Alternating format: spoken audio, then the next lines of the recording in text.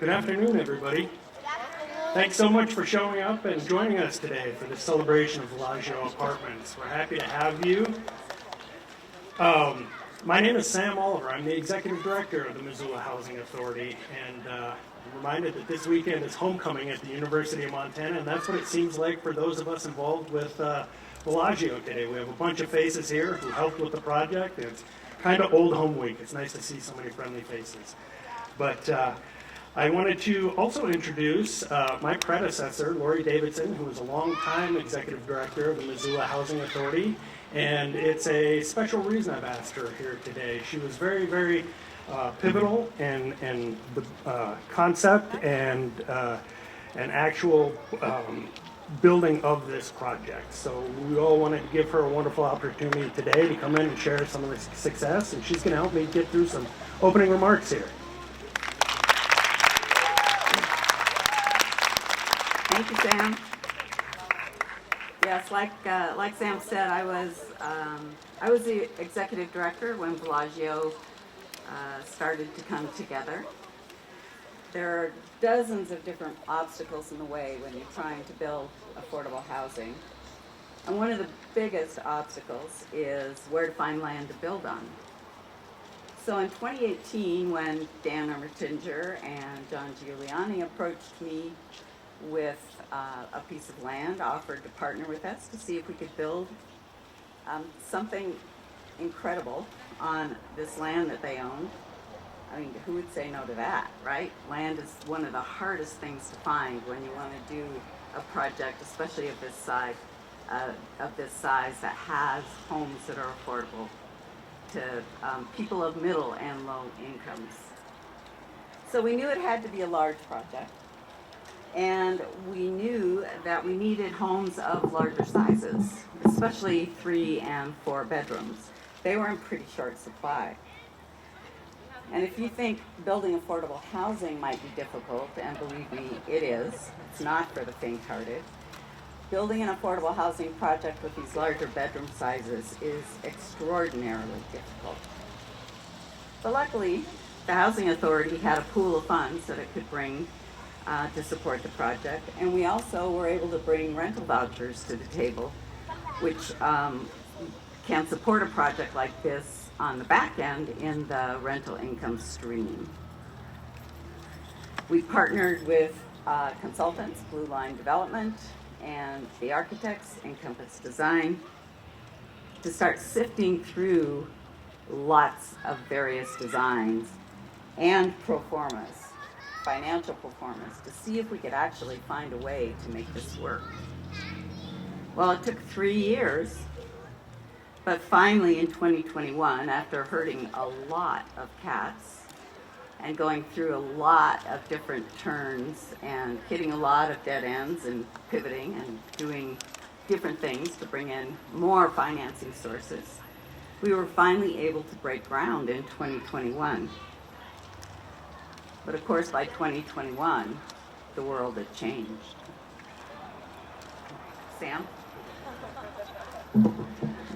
That was a great lead-in. Yes, as Lori described, these projects take an awful lot financially, and we speak about this quite often at these grand openings, and we thank our many partners because it's not easy, and we need to maximize every bit of financing that we can. However, there was another key component to this being a successful build, and that was actually building and performing the construction during a global pandemic.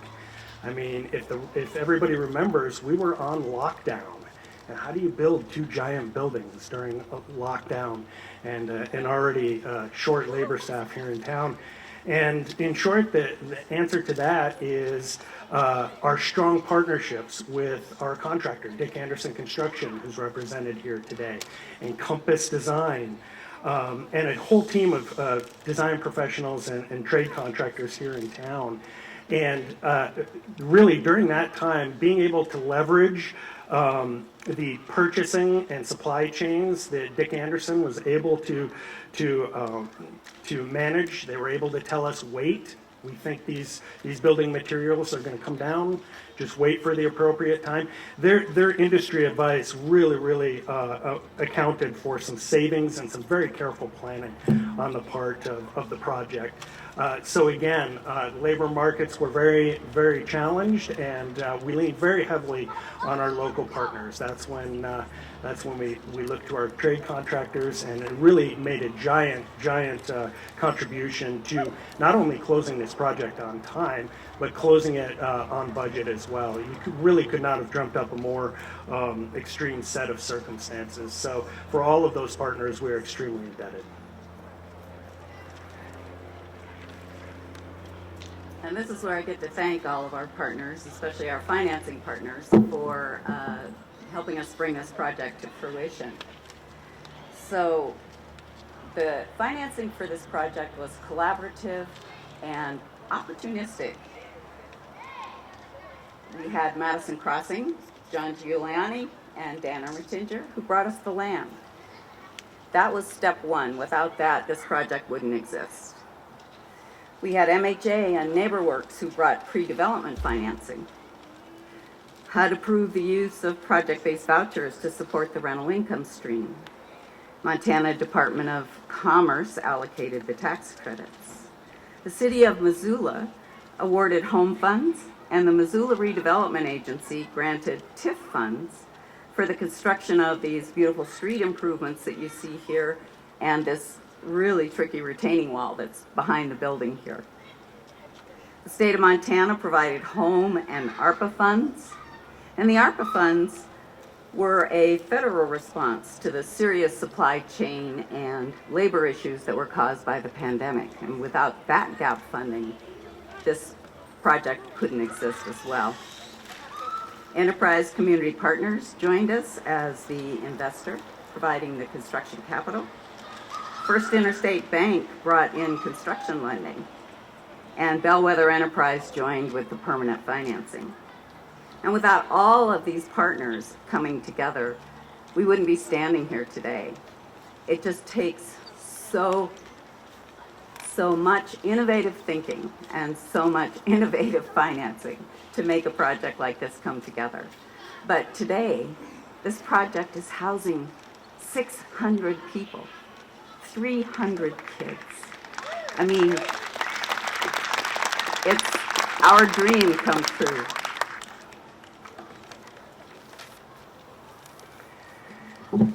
Yes, and just to piggyback on what Lori said here, we actually, this is hot off the press, we were actually awarded a National Award of Merit last week, which we actually went to Orlando, Florida to pick up.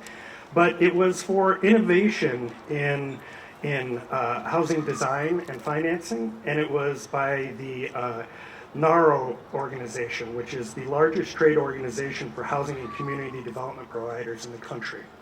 In addition to that, we received 2 other awards for other projects that also occurred during the pandemic in Missoula. So we wear this as a serious feather in our caps, and we like to say that this is what we would like to demonstrate to the community. We'd like to see more of this positive development in the future, and that's what we're striving to do. We have one last thank you here before we pass it along. I would like to make that thank you to our congressional delegation, who cannot be with us today, but have all sent letters of support and congratulations for the impact that Villagio is making on the Missoula community. We all appreciate the work that Senators Daines and Tester and Representative Zinke put into affordable housing. We're very proud that they recognize these as an extremely important issue in Missoula and Montana and greater. So, with no further ado, I'd like to introduce Missoula's newest mayor and champion of affordable housing in her own right, Mayor Andrea Davis.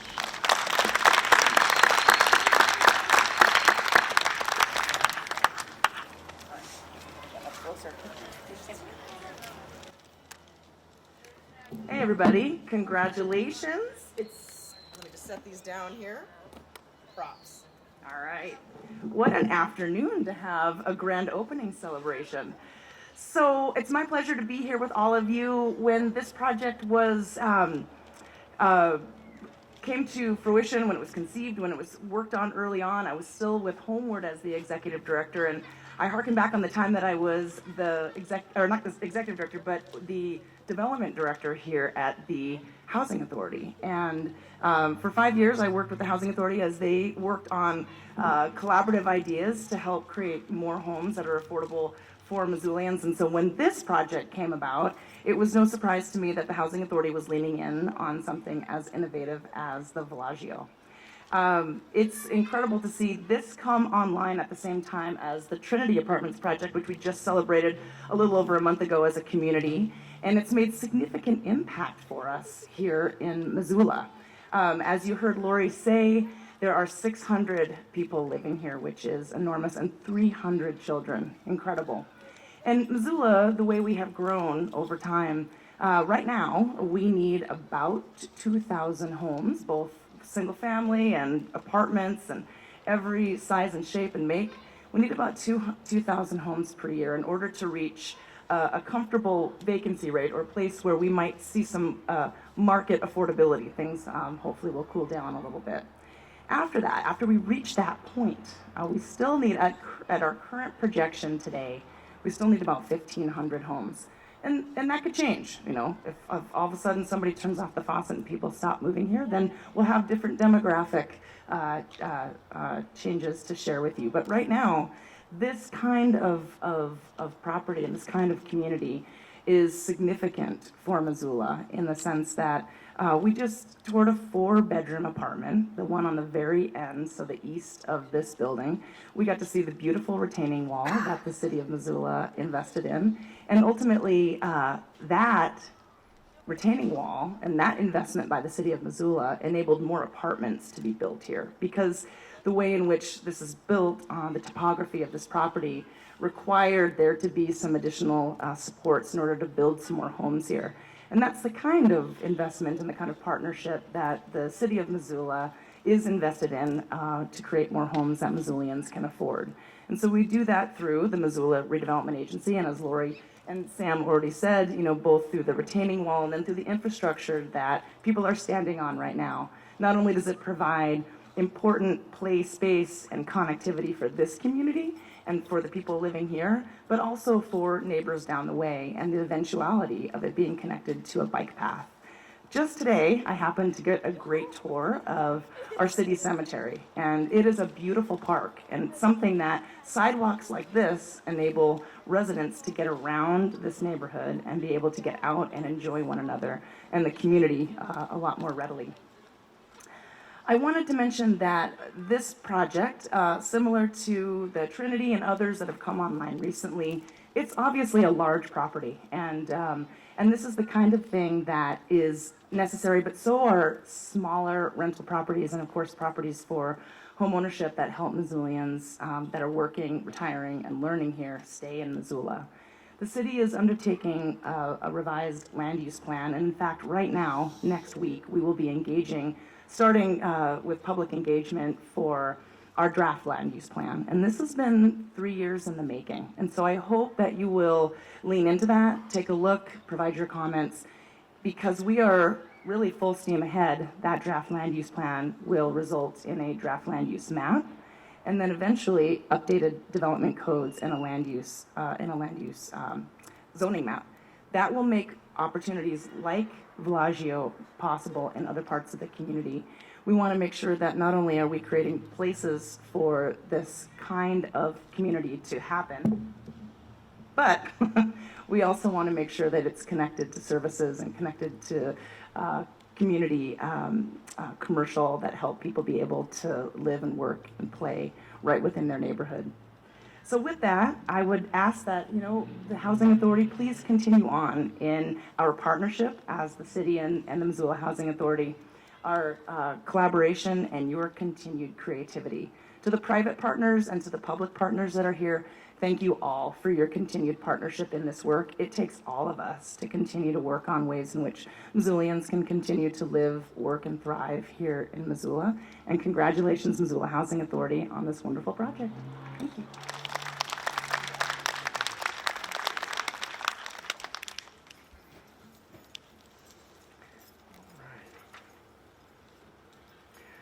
Well, I hate to sound like a broken record here, but Missoula is lucky. And Missoula is lucky to have leadership like our mayor here, but also segueing into our next speakers, our county commissioners, Josh Slotnick and Juanita Vero. Very lucky to have county commissioners as well that support the values that we put into making these hard-fought projects. Thanks so much. We're going to do this together. I'm Juanita Vero, one of your 3 county commissioners, Josh Slotnick. Dave Strohmeyer, unfortunately, can't be with us. He's on the road to Spokane. But we're just thrilled that we're here right now, 2024. I mean, just in 5 short years, look what's happened. And folks have said previously, 600 people here, 300 children. It's adorable. I'm looking at 2 unicorn horns right here. And the kids in this unit behind us, it's so special that this community investment in our future. I'm so grateful for the folks that are living here and just incredibly proud of this project, and the bravery and the partnership and the spirit of can-do-itness is just incredible. So thank you, Missoula. Thanks. I'm gonna just repeat a few things because I think they really warrant repeating. Oh, and before I start repeating, I want to note how glorious today is.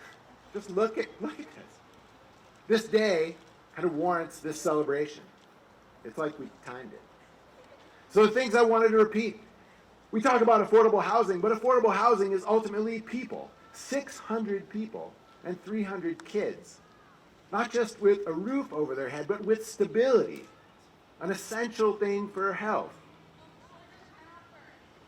Stability, beauty, and if you look around at all these kids, community. This isn't just housing, it's a really nice place to live.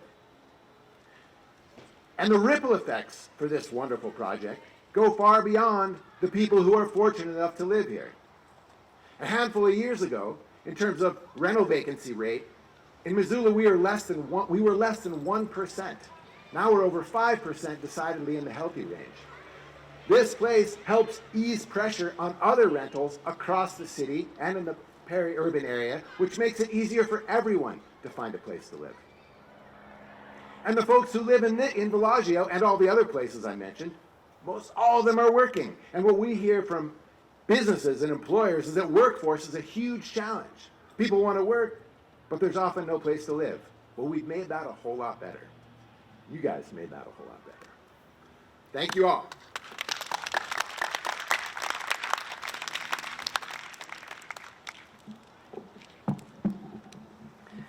All right. Now for something a little out of the ordinary, for a grand opening, I wanted to highlight and continue on with the message of community here. And there was a program that flew under the radar for Villagio during the construction of this project. And I'm going to invite Brad O'Neill, education specialist from Dick Anderson, to come up and speak with us about an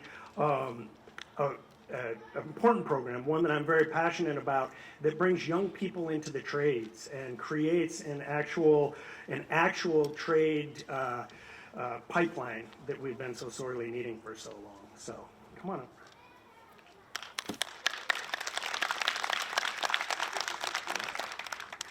We add about a foot to this thing. So yes, I am Brad O'Neill, involved in the DAC education team, and I have been the Missoula apprenticeship instructor for the last 5 years. So nearly every one of our apprentices worked on this Villagio project, all of them except for one. He just fell through the cracks. But the scale of this project was such an outstanding chance to expose our students to the complexity of such a large setting.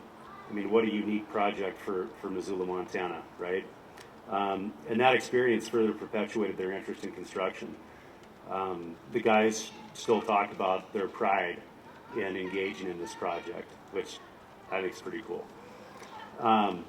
So we used the Villagio construction drawings in the classroom portion of instruction and correlated that study to the actual building of the project through site visits, through lab days, and then through their daily participation in working on this project. So the DAC apprenticeship program, it's a 4-year endeavor. Concrete is the focus of the third year, the entire third year. There's a lot to know about concrete. And so the progression of the concrete scope in this building aligned perfectly with the third year class at that time. So we were on site for nearly every class. It was a fantastic model for the guys to see the foundation, the flat work, the post-tension deck, the soils prior to all of that. So it was an awesome learning tool. And then we were also able to use the framing scope, door and hardware scope for other labs for the first year class. And actually one of our apprentices, excuse me, one of our apprentices graduated from our program during construction. Oh, yeah, I'll take it. Might be the smoke or allergies or who knows. Thanks, sir. Yeah, you bet. So one of our apprentices graduated from the program during the course of construction. He was already a foreman. He was promoted to superintendent, and he ended up finishing out the kind of the final touches on this job. So that was pretty cool.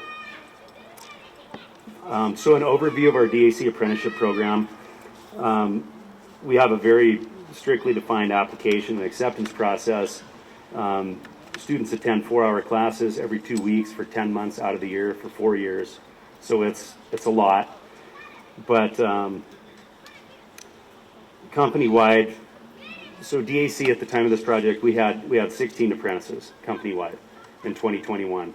Today we have nearly 60, so tremendous growth there. Retention in 2021 was 25 to 30%. Today it's 75 to 80%. So our program has continued to gain traction, gain ground. We try to make the content rigorous and relevant. We teach college level construction curriculum. We have high expectations. And I think that the program growth is probably attributed to the success of the graduates. Many of them become at least foremen upon graduation. So a couple other highlights I was asked to include. So DAC has established what we call an apprentice to associate program with Great Falls College.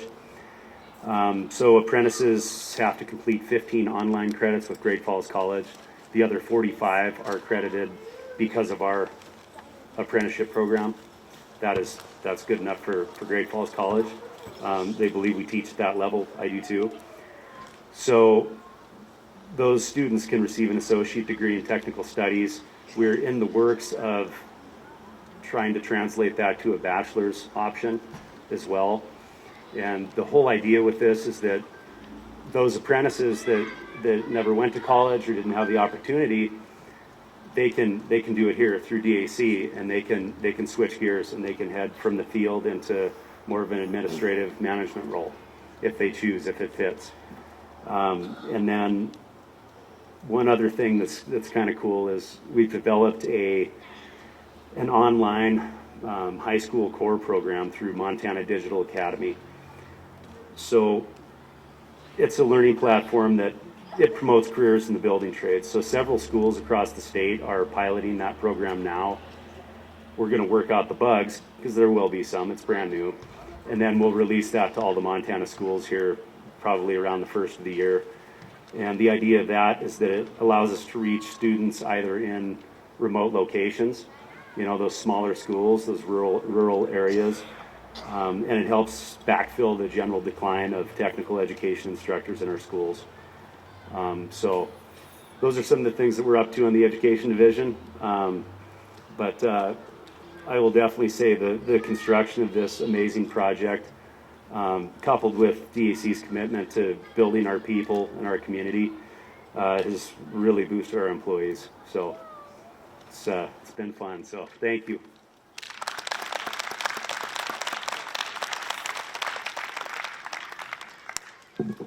Thank you. I just wanted to highlight that. When Commissioner Slotnick's talking about this ripple effect that these projects bring, I thought that was one that not many people have heard of, and one that just is so important to our community. And who knows, maybe some of these kids playing around site here maybe helping us crack the nut on affordable housing here in another 10, 15 years. Right now, I'd like to welcome to the stage Jackie Gerard, Director at U.S. Department of Housing and Urban Development here in Montana. They're also a very important piece of the housing puzzle in Montana and on many of our projects, helping out with the voucher programs. They assist us in a multitude of ways, and I'll be darned, they do it with a smile all the time. So we really like to thank our friends at the state.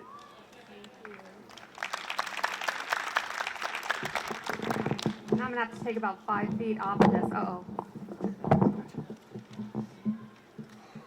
Thank you. Well, hello everyone. It's a beautiful day out here today, and I don't think I can look out there because I don't have my sunglasses on. So I'm really delighted to be here today for the Villagio grand opening. It's a rare occasion when we can come together to celebrate the launch of affordable housing that's going to serve up to 600 people, which is pretty amazing. And I understand it's full, so it is 600 people.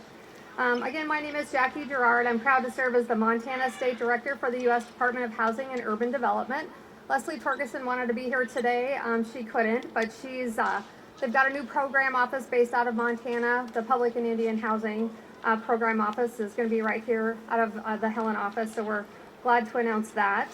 I wanted to say a little bit about HUD's mission.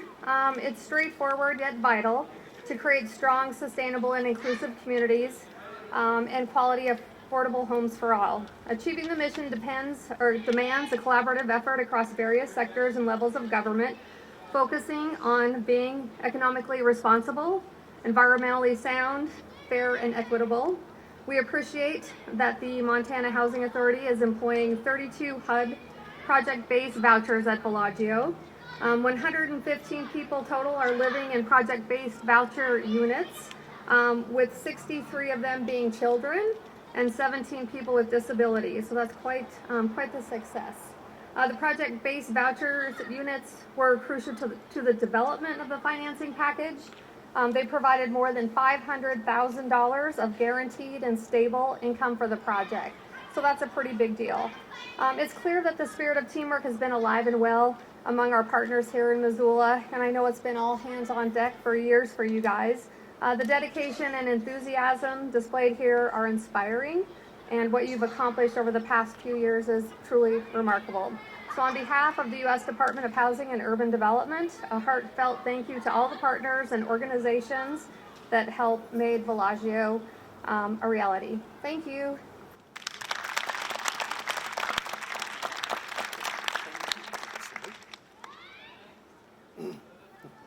So I just want to add that after 30 years, almost 30 years working with HUD, I can say without a doubt that the Denver field office of HUD is the best one in the country.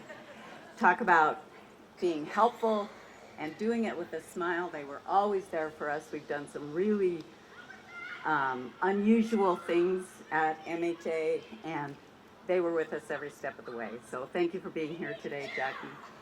Please let everyone know our thanks.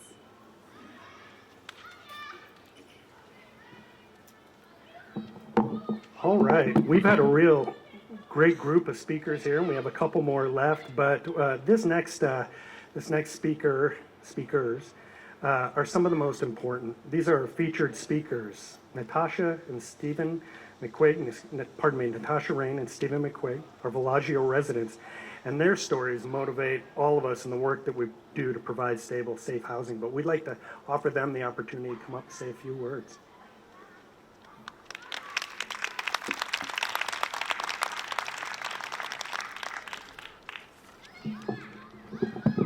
Hi guys. Good afternoon.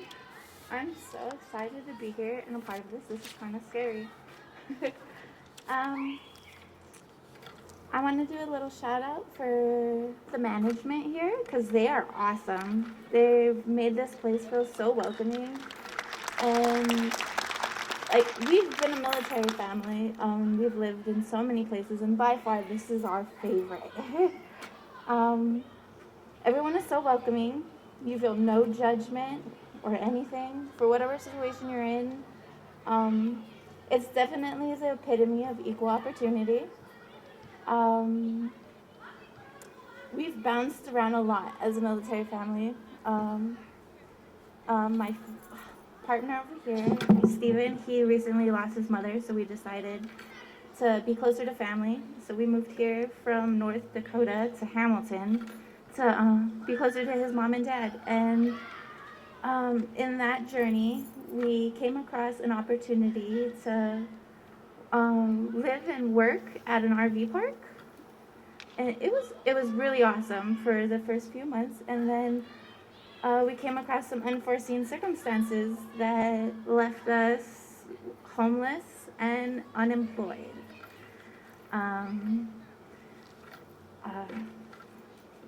There's no words to really explain how it feels to think that you have the stability and you're gonna like start progressing into your future and then have it ripped away from you. And it happens to everyone more often than people know. So like when you see homeless people and you judge them because you think like they didn't do well enough or something, it's not always the case. But not knowing what to do or where we were gonna go, we started doing some research and we came across a nonprofit organization that helped us kind of get back onto our feet. They provided vouchers for us to stay here. They also helped us with all of our financing. So when we were looking for our housing, we had to put out about 3 applications a week, which came out to about $600 in application fees alone. It was $30 a person, and we both had to fill them out. No one would give you any kind of like advice if you were gonna get approved or not. So you just had to hope for the best. And thankfully, the Villagio did not require a fee, which was super awesome. But despite our family financial difficulties, it was so easy to apply here. They give you this packet, you fill it all out, and then it's done. You give everything that they asked for, and there wasn't much that you had to prove or anything.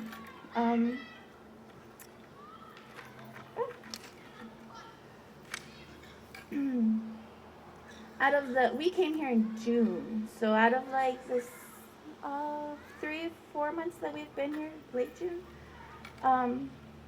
only one person out of like 20 applications that we put out has actually contacted us back, which was crazy because it only took the Villagio about 2 weeks, which was very helpful because we were living in the Thunderbird for about a month and a half, waiting for anybody to contact us back, and they were the first, and I'm so happy because this place is amazing.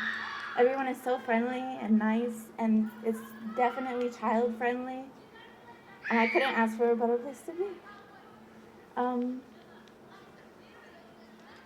We definitely living here are able to save money, build our credit, and I definitely see a bright future for us with this opportunity of being able to stay here.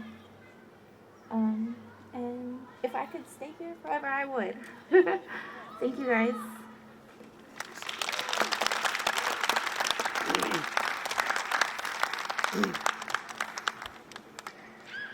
Thank you so much. Those stories always kind of steal the show. Really appreciate that. Excuse me. Last but not least, I'd like to welcome Kaya Peterson, the Executive Director of NeighborWorks Montana. NeighborWorks Montana provides housing, education, creative financing for homeowners and developers, and the building of resident-owned communities. On top of all that, Kaya's MHA family, she is our board chair, so somebody that's very important to us and was important to this project.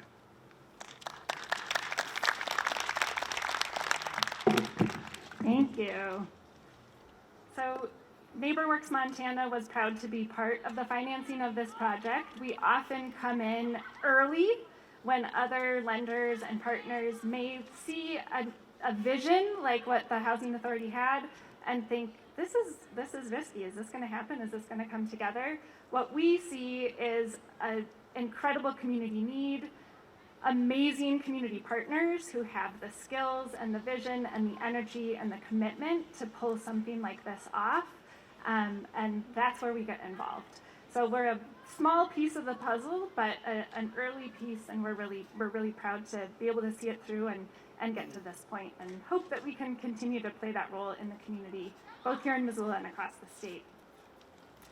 One of the things that's been so gratifying for me, both as a lender in the project and also as the chair of MHA, is to see the way that this project has helped the Housing Authority, or pushed the Housing Authority, to level up and to grow their skill and to grow the impact that they and we can have in the community. You've heard people talk today about the challenges of construction, the challenges of bringing together such a complicated financing stack, the challenges of working with all of these amazing private sector partners and the city and the county government.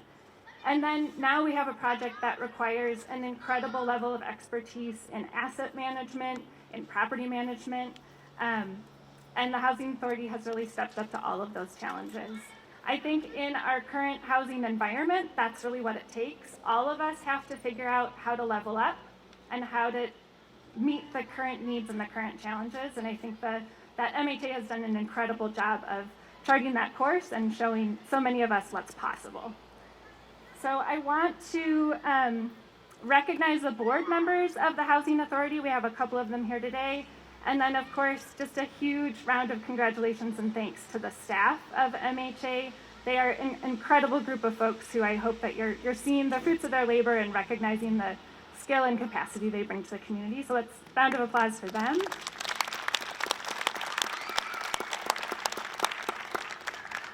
And then, as Sam said, the residents really steal the show. And thank you, Natasha, for sharing your story and your perspective. I think oftentimes when we see headlines about what's happening with our housing market and the challenges of affordable housing, we see a picture of a building like this. And that's an incredible picture to help us think about what is the need. But when you see a picture like this and you see a headline about the housing crisis in the state, I hope that you'll think about who's living behind those windows in that picture. And you'll think about Natasha and Stephen and the residents here at Villagio, and the way that a project like this creates opportunity for them and for our community. So thank you again. Did you want to close it out? Or yeah. So thank you again. It's a real pleasure and an honor and an incredible feat. Yes, and with that, I'd just say thank you again. Congratulations to everybody. As I look out in the crowd, everybody here has something to do with this project, even our residents. And yes, I just invite you all to spend the last few minutes of Monday networking. Let's find the next project to do maybe together. But at the very least, everybody here, take a deep breath, look around, and be proud of what we've done here. It's really remarkable. Thank you.